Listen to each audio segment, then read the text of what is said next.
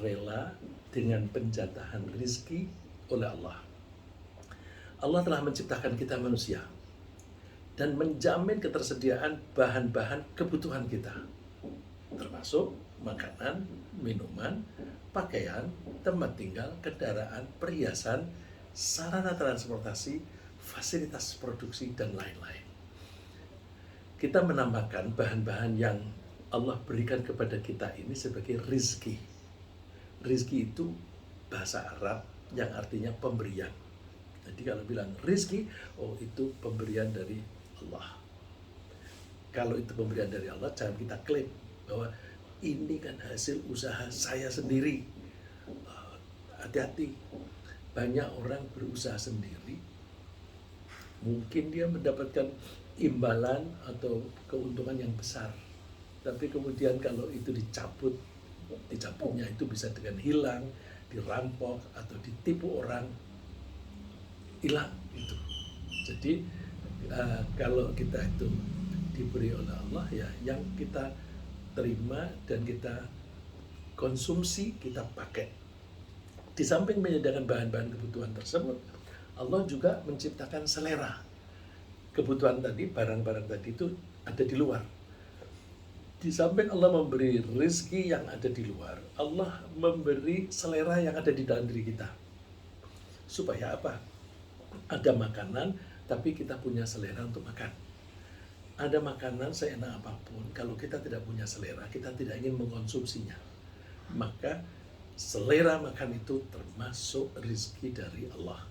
Jadi di samping menyediakan bahan-bahan kebutuhan tersebut tadi, Allah juga menciptakan selera, cita rasa, perasaan dan sebagainya, agar muncul dorongan dari dalam diri kita untuk memanfaatkan bahan-bahan kebutuhan tersebut untuk mempertahankan kehidupan dan kesehatan kita. Jadi Allah memfasilitasi sarana baik di luar maupun di dalam diri kita agar kita bisa mempertahankan hidup dan kesehatan. Loh, untuk apa? Apa kepentingannya Allah?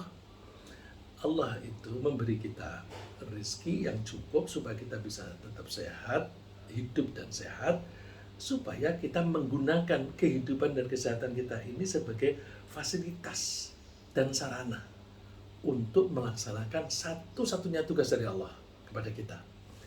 Allah itu memberi tugas kepada kita itu nggak banyak, satu aja. Satu kata tapi ringkas yang kalau dijabarkan menjadi banyak. Ya. Tapi supaya kita mudah mengingat, tugas kita hanya satu. Apa itu? Mengabdi. Mengabdi. Mengabdi itu ya kita itu berbuat apapun untuk yang kita abdi. Allah menyebutkannya, ayat ini sangat populer, wa ma khalaqtul jinna wal insa illa liya'budun. Aku Allah tidak menciptakan jin maupun manusia kecuali hanya supaya mereka mengabdi kepadaku. Jadi tugas kita hanya satu, mengabdi. Mengabdi itu kita melakukan apapun ya hanya untuk Allah. Kita makan biar sehat. Sehat itu apa? Untuk mengabdi kepada Allah. Mengabdi kepada Allah itu gimana? Ya, melaksanakan tugas perintah dari Allah dan meninggalkan larangannya. Kalau Allah menugasi kita untuk sholat 5 kali, hidup dan sehat kita gunakan untuk sholat. Nah, jadi kehidupan kita dan kesehatan kita secara menyeluruh itu hanya sebagai sarana untuk melaksanakan satu-satunya tugas, yaitu mengabdi kepada Allah. Kita bisa memahami jika Allah itu menjamin rezeki kita. Kok Allah menjamin rezeki kita? Iya, karena tanpa rezeki kita tidak bisa melaksanakan tugas. Padahal tugas itu datangnya dari Allah. Jadi kalau Allah memberi tugas, Allah menjamin supaya kita bisa melaksanakan tugas. Jaminan itu rezeki antara lain. Ya, beda dengan manusia. Kalau manusia, misalnya perusahaan menyuruh orang untuk melaksanakan tugas, seringkali tidak diberi fasilitas. Ya pakai punyamu sendiri. Kurir-kurir itu misalnya, yang pada mengantar paket. Kita beli sesuatu, kemudian diantar oleh kurir. Kurir itu bekerja untuk perusahaan, perusahaannya tidak menyediakan sepeda motor, tidak menyediakan bensinnya, pakai motormu. Nanti rusak, kamu sendiri yang membiayai. Nah, ini beda dengan Allah. Kalau memberi tugas, difasilitasi dulu. Karena kalau Allah tidak memfasilitasi, Allah tidak akan memberi tugas. Misalnya, Allah memberi fasilitas kita sehat. Karena kita sehat, kita ditugasi untuk sholat, untuk puasa. Tapi kalau kita tidak menerima pemberian berupa sehat, ya Allah tidak menugasi kita untuk puasa misalnya. Ya memang nggak mampu. Jadi Allah karena memberi kita tugas itu bisa dilaksanakan kalau antara lain kita mendapatkan rezeki. Karena itu maka Allah menjamin rezeki kita. Tapi tentu Allah ketika memberi rezeki kepada kita itu menggunakan mekanisme. Tidak lalu terus makanan ada di depan kita. Enggak, ada mekanisme. Ya seperti kita membutuhkan air, Allah memberi kita air. Untuk memberi kita air, Allah membuat mekanisme. Mekanismenya itu apa? Ada matahari yang memanasi laut. Air yang di laut itu karena panas lalu menguap, uapnya didorong menjadi awan, awan itu diturunkan menjadi hujan. Kita diberi air oleh Allah menggunakan mekanisme. Mekanisme itu harus ya. Maka kalau kita mengharapkan rezeki, kita mesti melalui mekanisme itu. Tidak bisa kita mengharapkan rezeki tetapi kita tidak mau terlibat di dalam mekanisme itu. Ya, jadi dalam mekanisme itu Allah melakukan perannya sebagai pencipta, menciptakan pohon-pohonan, maupun binatang yang binatang ternak. Dan kita juga harus melaksanakan peran kita sebagai hamba. Nah, proporsi peran kita itu jauh lebih kecil dibanding dengan proporsi peran Allah. Ya. Coba deh, kita butuh nasi. Untuk mendapatkan nasi kita butuh beras, padi, dan berarti kita mesti menanam. Peran kita, petani-petani kita itu hanya menanam benih, kemudian mengairi. Udah, setelah itu dibiarkan saja. Ya kalau ada kotoran dibersihkan. Yang membuat tumbuh dari biji kemudian merekah, bentuk keluar tunasnya, kemudian makin besar, kemudian keluar buahnya, itu Allah. Jadi petani itu hanya bekerja paling berapa lama sih? 1 jam, 2 jam. Allah setiap detik bekerja, dibuat tumbuh. Kalau mau membuktikan, coba pakai kamera yang non-stop 24 jam. Sorotkan kepada satu pohon. Nanti setiap detik itu kan ada gerakan-gerakan tambah. Itu berarti peran Allah dalam memberi rezeki itu lebih besar daripada peran kita dalam melaksanakan mekanisme pemberian tadi. Ya, jadi ketika Allah memberi kita makanan berupa buah-buahan atau biji-bijian, kita hanya diharapkan menanam benih dan melakukan sedikit perawatan, apalagi semacam mangga, perawatannya ringan. Kemudian Allah yang membuatnya tumbuh dari detik ke detik hingga tanaman itu makin besar hingga berbuah. Bahkan benihnya itu pun juga dari Allah. Allah yang menciptakan benih itu. Kita diingatkan, afara'aitum ma tahruthun. Melihat gak kamu apa yang kamu tanam itu? A'antum tazra'unahu am nahnu zari'un? Apakah kalian yang membuat tumbuh? Are you growing the plants? Apakah kamu itu yang membuat grow, tumbuh makin besar, atau kami, Allah? Nah, jadi peran kita hanya sedikit, sehingga Allah memberikan gambaran. Kalau kita bersedekah, itu lihat tuh, kamu nanam biji-bijian, kamu nanam 1, nanti buahnya bisa ratusan, bisa sampai 700, bahkan mungkin bisa 1000 atau bisa 500, tergantung situasi. Jadi kita hanya disuruh nanam. Kita kalau bersedekah seperti itu, kita bersedekah 1000 misalnya, 1000 rupiah. Nanti pahalanya oleh Allah itu bisa dilipat gandakan beratus-ratus kali. Contohnya kamu lihat aja, kamu tuh nanam biji-bijian satu, jadi ratusan. Itu gampang bagi Allah. Kalau kita bersedekah 1.000 rupiah saja, itu nanti pahalanya bisa makin banyak. Itu lebih banyak, berlipat-lipat lah, gitu ya. Kemudian kepada orang-orang yang tidak memiliki akses kepada kegiatan pertanian, itu tadi kan kalau menanam padi kan bertani, tapi yang punya akses pertanian itu sedikit ya. Kalau kita lihat jumlah petani kita itu kurang dari 50%. Nah, Allah juga memberi rezeki di luar pertanian. Caranya gimana? Tolong menolong. Jadi Allah menganjurkan kalau kamu tidak bisa menanam, tolong menolong, tolong orang lain. Ya. Nah, tolong menolong itu kan ada yang memberi, ada yang terima, ya.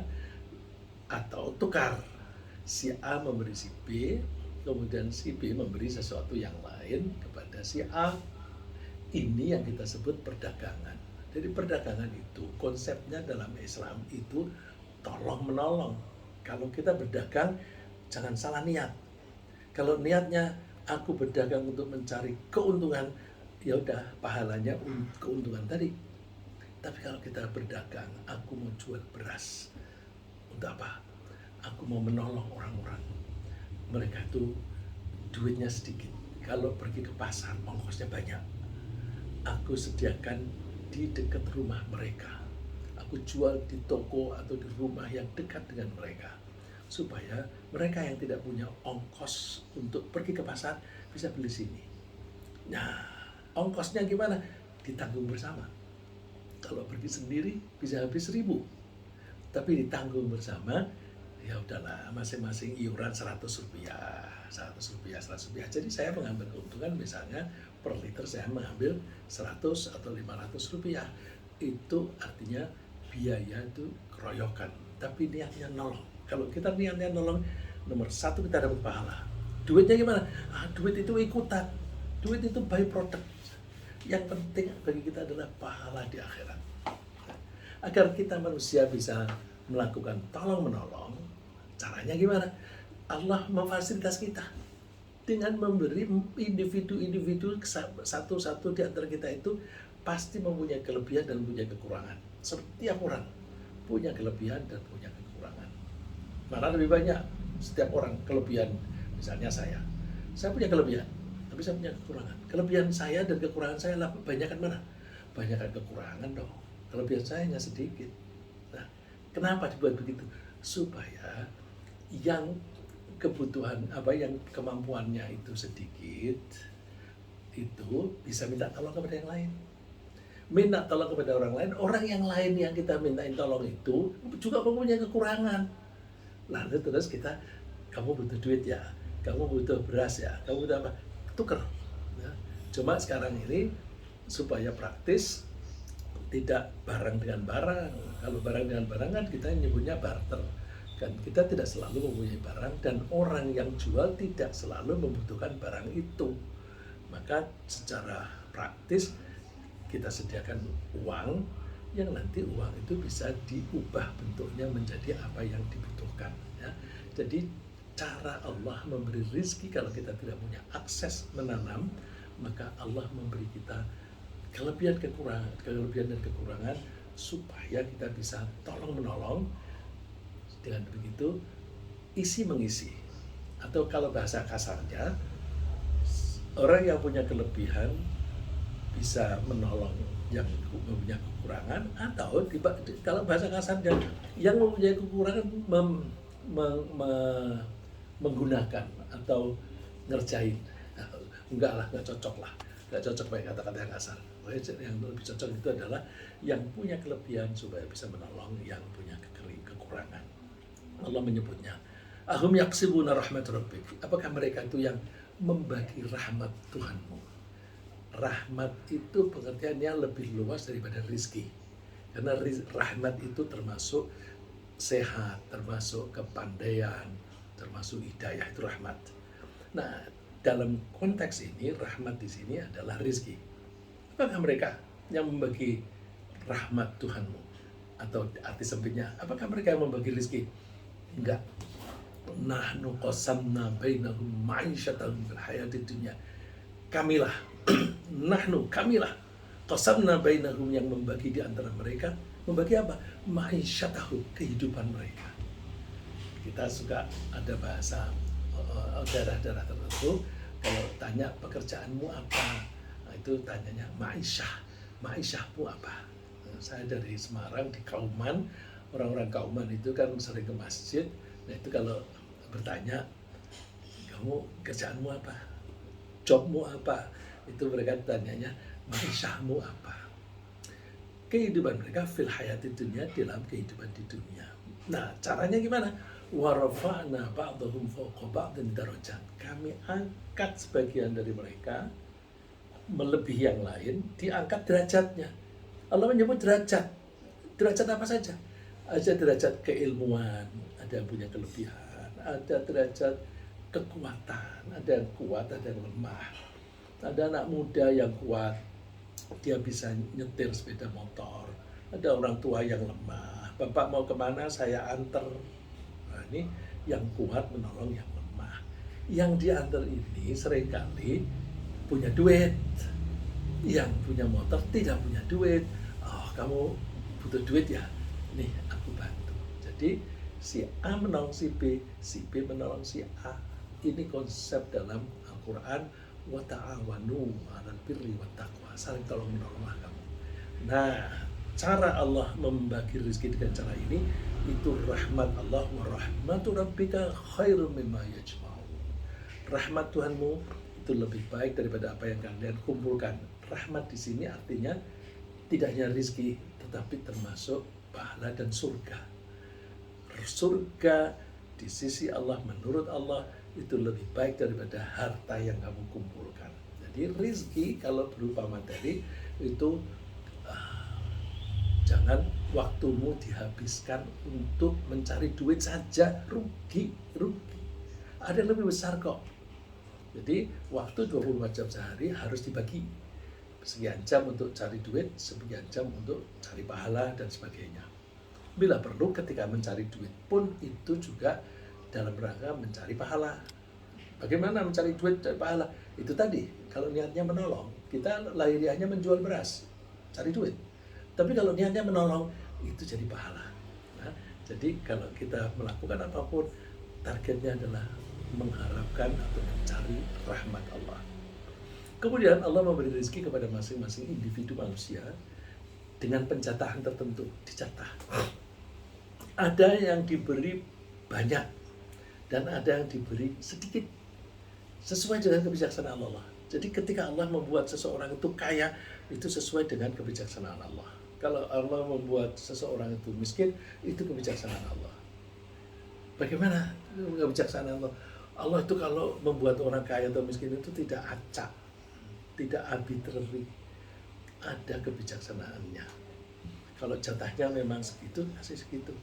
Tapi kalau misalnya dia sudah punya jatah tertentu, misalnya 1 bulan jatahnya 10 juta, dia memaksa diri dengan cara mencari yang tidak halal. Nah itu yang bencana itu.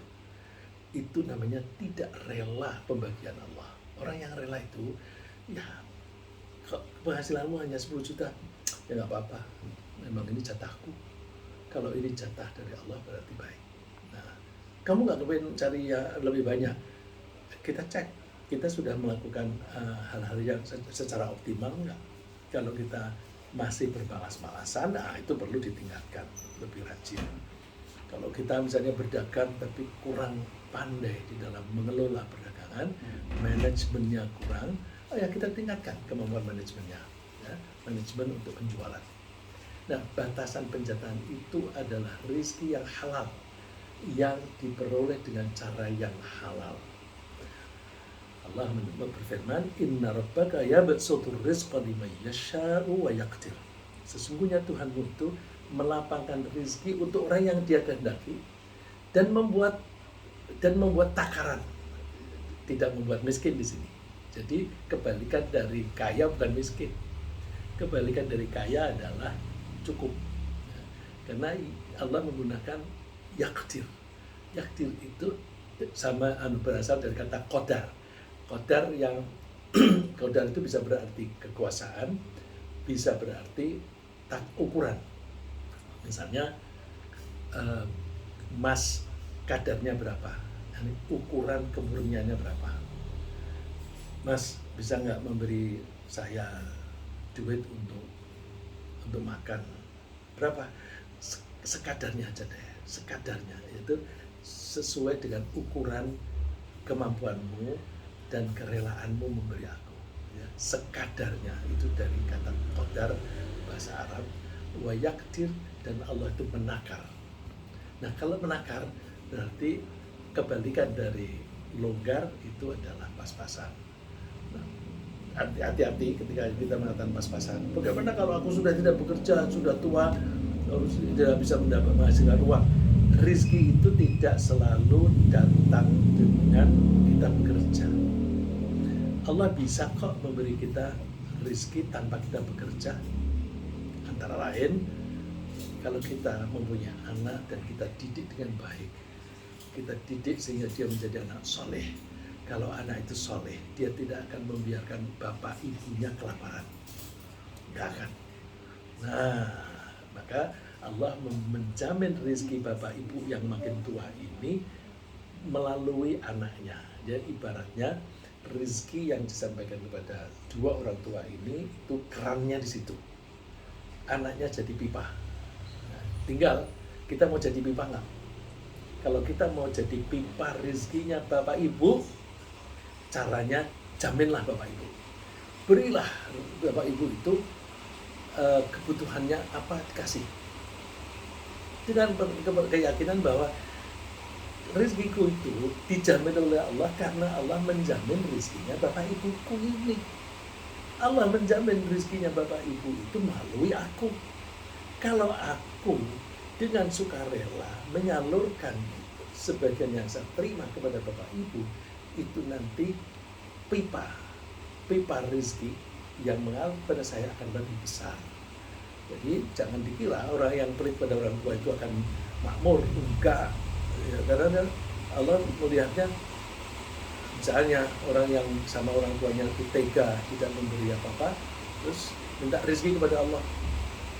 Gimana kamu mau minta rezeki? Aku menjamin rezeki bapak dan ibumu, tapi kamu tidak mau jadi pipa. Ya sudah, aku tidak perbesar pipa melalui kamu, melalui orang lain. Nah, orang lain itu nanti yang diberi banyak oleh Allah. Makanya kalau kita punya rezeki, begitu kita melihat ini ada kelebihan nih, cepat salurkan kepada yang lain. Salurkan kepada yang lain yang betul-betul membutuhkan. Tentu orang yang dekat dulu, bapak, ibu, anak, dan sebagainya, dan saudara, ya, itu nanti Allah akan memperbesar pipanya. Nah, kalau orang yang pelit, ya sudah, memang dia sudah menerima pipanya sekecil itu. Ya. Innahu kana bi ibadihi khabiran basira. Allah itu maha bijaksana, maha mengetahui keadaan hamba-hambanya. Hamba-hambanya itu memang rela menjadi pipa dari rezekinya orang lain atau tidak. Allah tahu semuanya. Jadi kalau tahu ya memang dia jatahnya segitu. Ya. Jadi kalau kita ingin memperbesar rezeki kita, antara lain perbanyak sedekah. Kalau kita memperbanyak sedekah, itu berarti kita memanfaatkan jaminan Allah ini sebagai memanfaatkan diri kita sebagai sarana Allah dalam menjamin orang itu, gitu. Ya, jadi logikanya jalan itu, ya. Penjataan itu betul-betul berdasarkan kebijaksanaan Allah demi kebaikan manusia, kebaikan baik secara individu maupun secara kelompok. Untuk orang yang kira-kira akan menjadi baik ketika dia banyak hartanya, Allah bikin dia kaya, bikin dia rezekinya banyak. Tapi ada orang yang kalau diberi rezeki lebih banyak, itu malah sesat ya. Ada orang yang kalau diberi uang banyak, duitnya itu dipakai untuk macam-macam. Ya, ada misalnya, saya dengar cerita dari orang yang langsung, dia memberi santunan atau menjamin konsumsi bapaknya. Udah butuhnya berapa dikasih. Nah, kalau misalnya dikasih 1 bulan sekaligus brek begitu, bapaknya suka beli bir. Terus, waduh, lah kalau bapak ini kalau pegang duit banyak kok menjadi ke situ. Berarti orang ini lebih baik rezekinya sedikit. Jadi kalau begitu, kalau rezekinya sedikit, siapa yang menentukan? Allah, itu kebijaksanaan Allah berdasarkan perilaku kita. Ya. Terus lahiriahnya apa?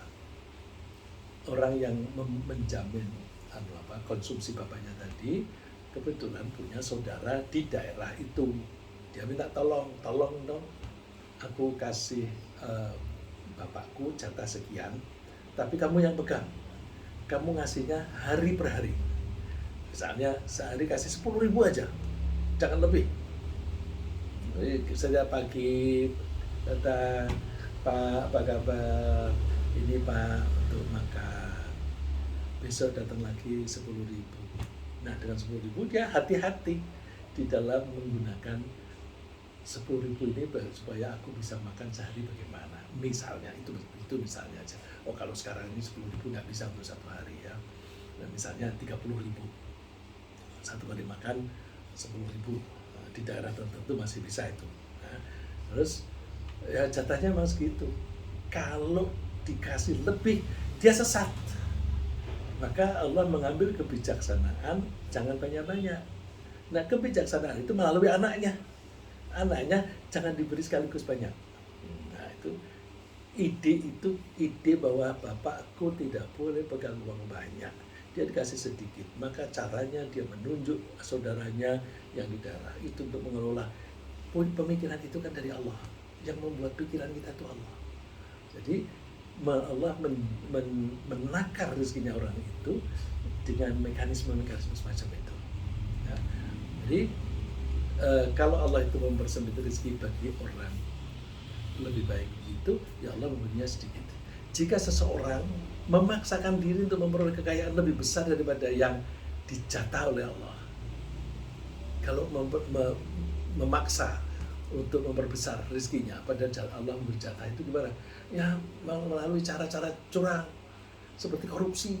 Korupsi itu dia sudah dijatah oleh Allah segitu yang halal, dia mau cari yang haram melalui korupsi atau melalui menipu atau melalui pemerasan. Nah, itu berarti mereka memaksakan diri, dia mendapatkan rezeki lebih daripada yang dialokasikan oleh Allah. Itu nanti akan menjadi sesat bagi dia. Mereka punya kecenderungan untuk sesat, menyimpang ya. Seperti kelakuan mereka merampas, nanti begitu dapat duit itu merasa duitnya banyak, lalu terus ini kan bisa disebut easy money, uang yang gampang diperoleh. Itu nanti belanjanya juga gampang. Coba aja lihat para koruptor itu, belanjanya kan seringkali ngaco. Misalnya udah punya mobil 3, beli lagi yang mewah atau mobil balap. Kapan makainya? Ada yang membeli mobil balap dipakai labrak. Itu di jalan tol di Ancol waktu itu kan ada orang pakai mobil balap nabrak truk. Ya, itu kira-kira kan dia memaksakan diri supaya bisa mendapatkan rizki yang tidak dijatah oleh Allah dengan cara pemerasan, korupsi dan sebagainya, ya, atau perampokan. Allah menyebut wanti-wanti pada kita, walau basatallahu rizqa li'ibadihi la baghaw fil ard. Kalau Allah itu melapangkan rizkinya untuk hambanya dengan berlebihan, sungguh mereka akan melampaui batas di bumi. Melampaui batas itu perilakunya melampaui batas wajar. Batas wajar itu gimana?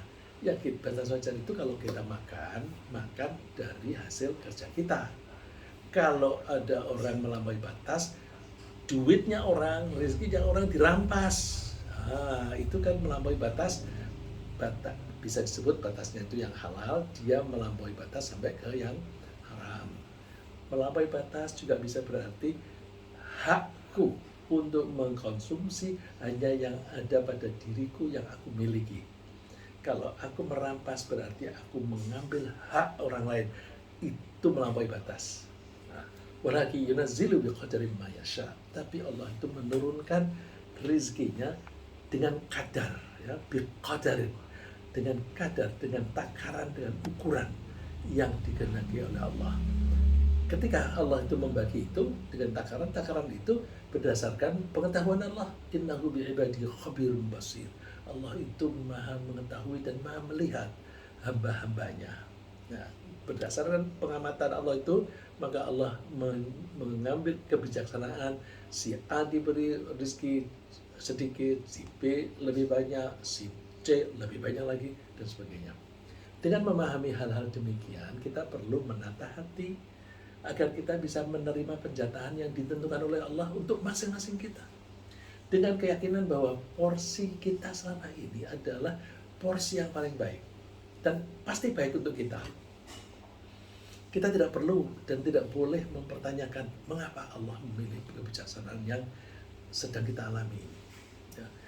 Ini saya mau memberi contoh yang saya alami. Waktu saya masih kuliah, saya tuh sambil mencari penghasilan karena saya harus membayar kos saya, membayar uang kuliah, harus membayar konsumsi dan sebagainya, harus untuk membeli buku. Maka saya mengajar privat. Mengajar privat itu, karakternya mengajar privat itu kan kalau muridnya itu sedang ujian, mereka biasanya minta libur. Mas, 2 minggu libur dulu mas ya, aku mau ujian. Nah, kalau libur berarti kan nggak ada income. Saya sudah latihan beberapa tahun sebelumnya. Begitu seseorang bilang, mas libur ya, saya nggak pernah galau. Karena apa? Saya sudah membuktikan kok, kalau ada keran rezeki yang ditutup di salah satunya, nanti Allah akan membuka keran yang lain. Kalau ada 5 keran yang ditutup, nanti akan ada keran yang lain, entah jumlahnya berapa, tapi kocurannya sama, debitnya sama. Nah, saya buktikan waktu itu, setiap bulan penghasilan saya itu 200.000. Nah, 200.000 waktu itu banyak sekali. Ya. Itu kalau ada yang libur dan sebagainya, nanti akhir bulan saya hitung 200 juga. Ada yang libur sedikit, belakangan saya hitung 200 juga. Oh, kalau begitu memang dijatah oleh Allah. Kalau sudah dijatah, ya udah, nggak apa-apa. Nah, keyakinan ini membuat kita tenang.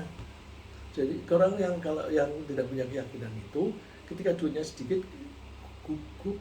Ya, pernah saya mendengar waktu itu udah beberapa tahun yang lalu ya, 10 tahun lalu lebih.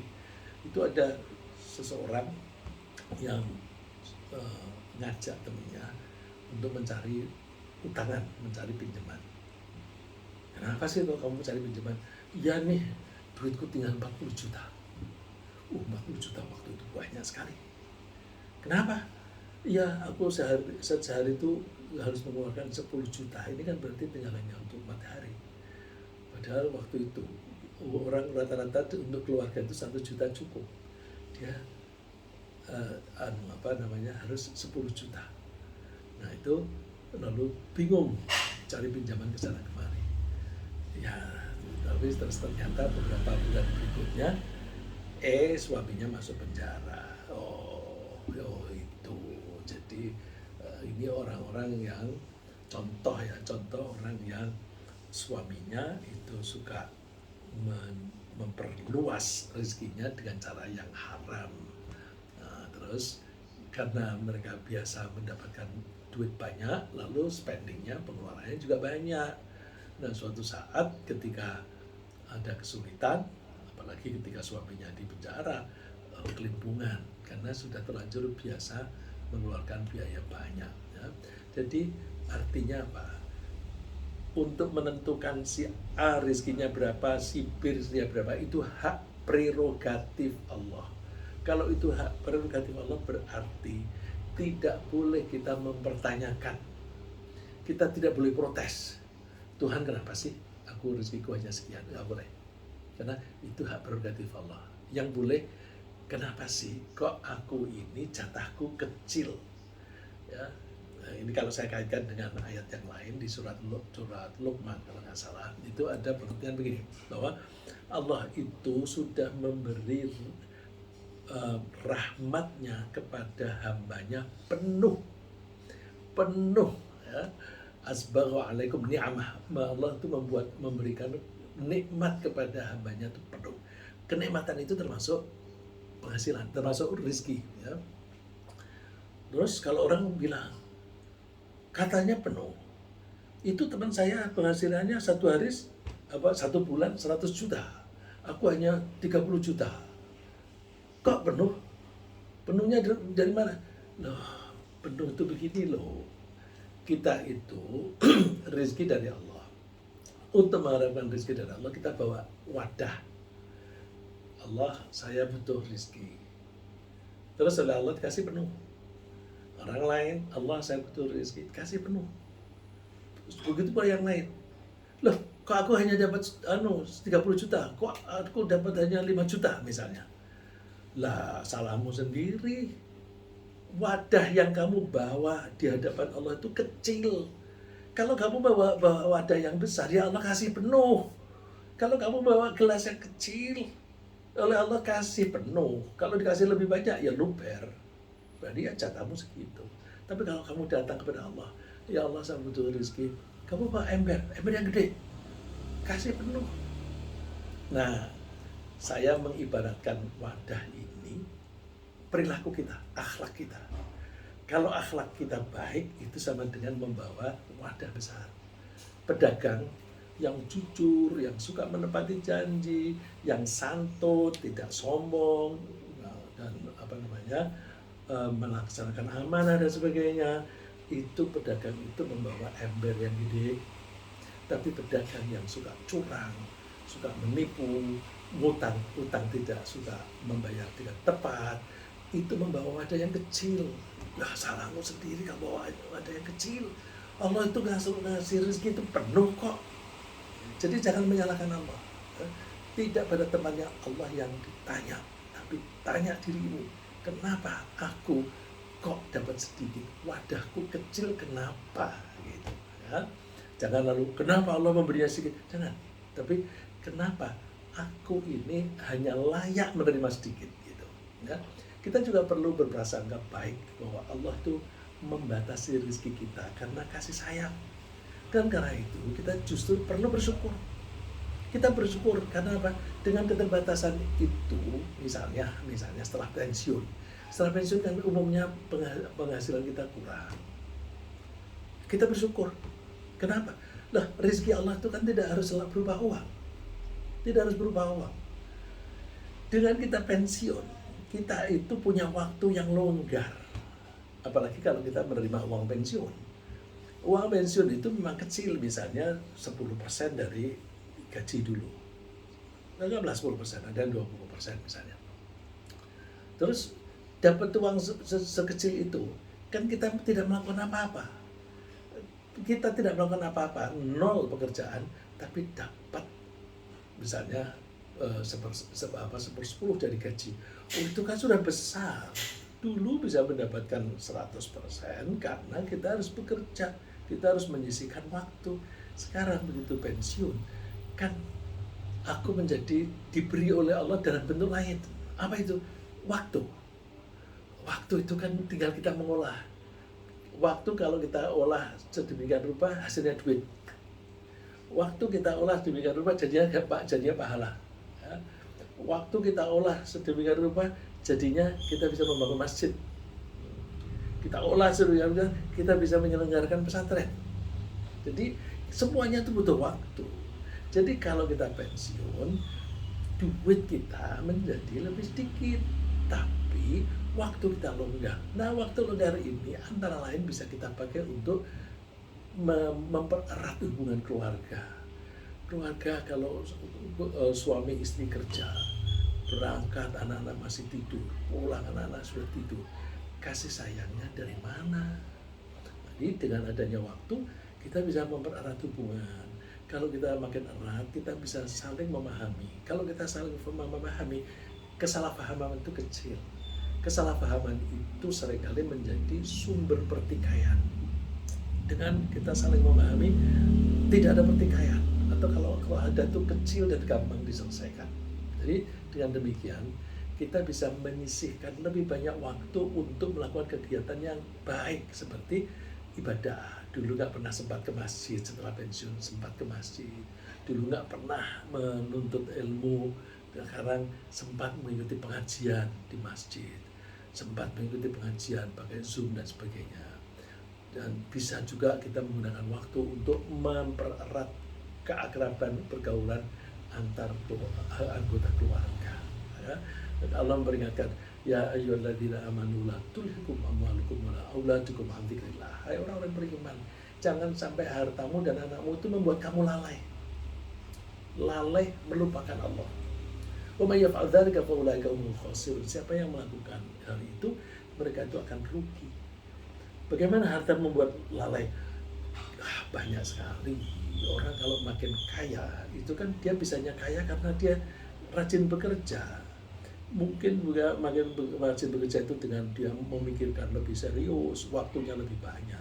Nah, kalau dia itu fokusnya di situ, seringkali lupa waktunya sholat, dia nggak sholat. Sholatnya ditunda-tunda, paling tidak begitu. Nah, itu menjadi lupa kepada Allah. Jangan sampai hartamu itu bukan hanya jumlah.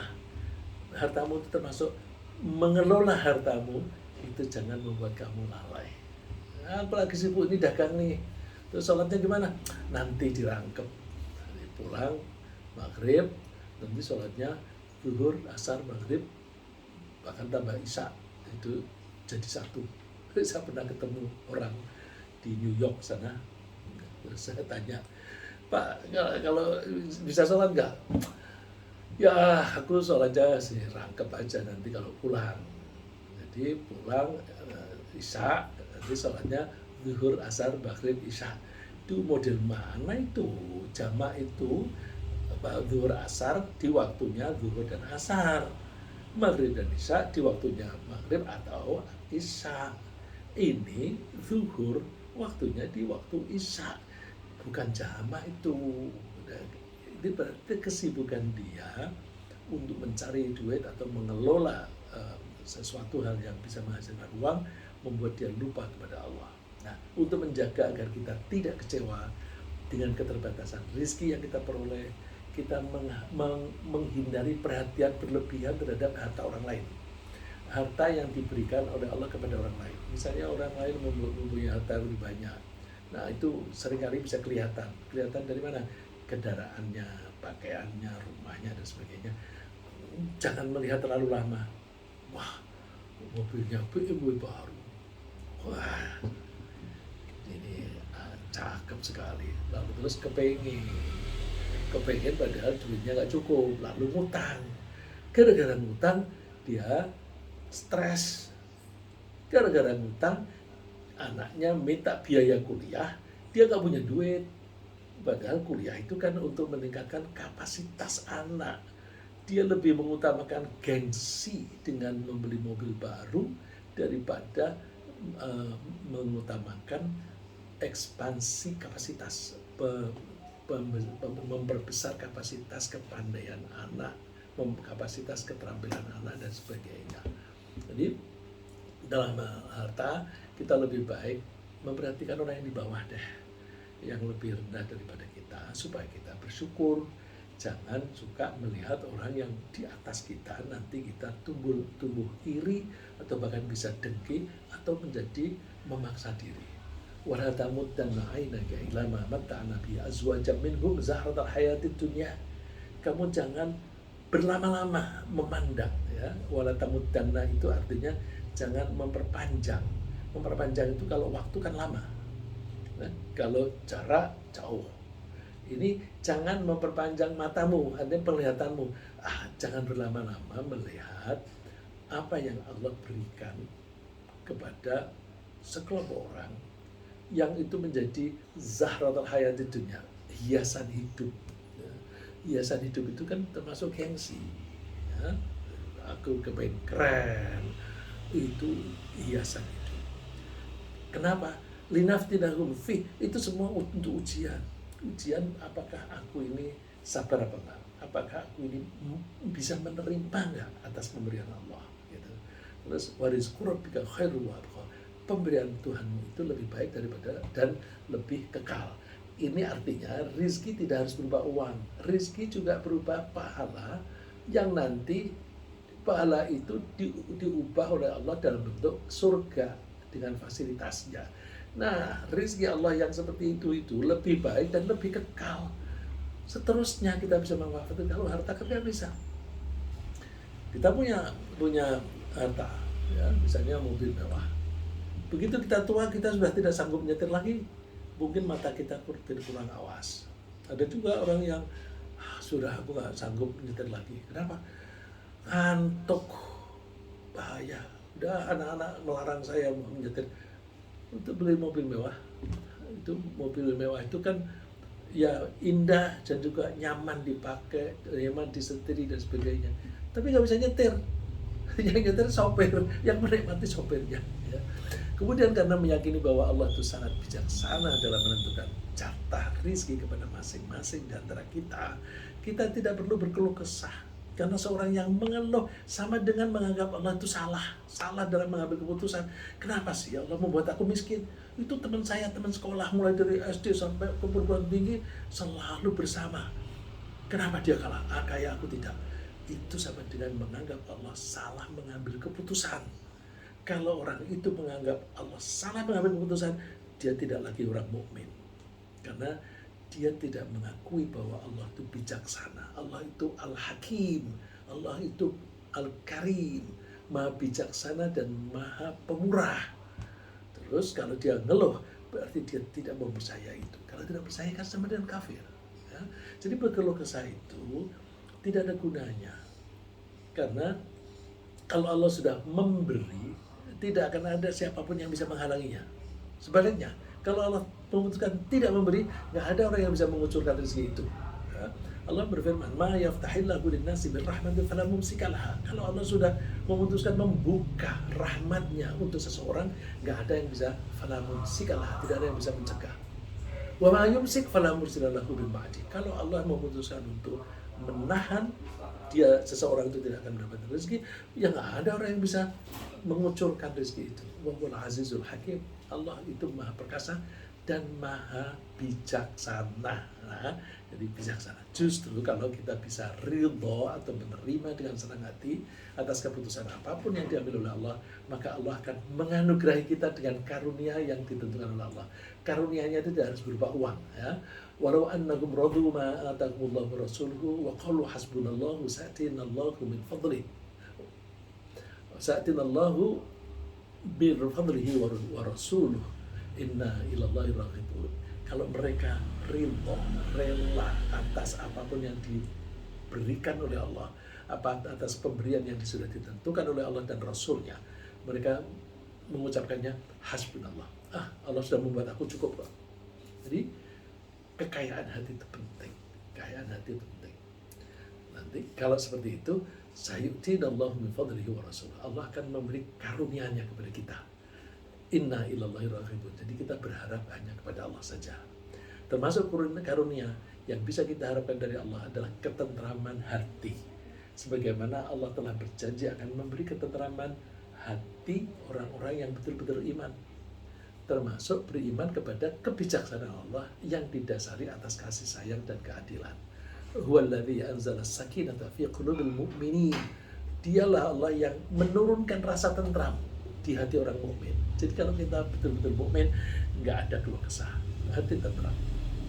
Kalau sudah tentram, liyazdadu iman ma'a imanihim. Iman kita akan makin bertambah, makin tumbuh.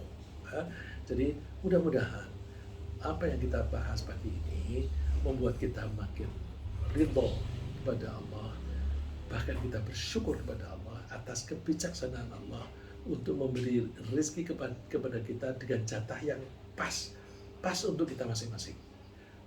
Dan seperti itu, insya Allah kita akan mendapatkan ketenangan yang dijanjikan oleh Allah. Ringkasnya apa yang kita bahas pagi ini adalah bahwa Allah memberi kita rezeki sebagai bekal dan sarana mengabdi kepadanya.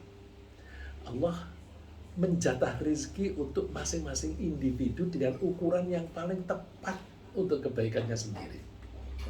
hati akan tentram jika kita mau menerima penjatahan rezeki dengan lapang dada. Allah akan melimpahkan karunia kepada orang yang rela atas penjatahan olehnya. Semoga Allah menjadikan kita hamba yang rela atas kebijaksanaannya dalam penjatahan rezeki. Amin.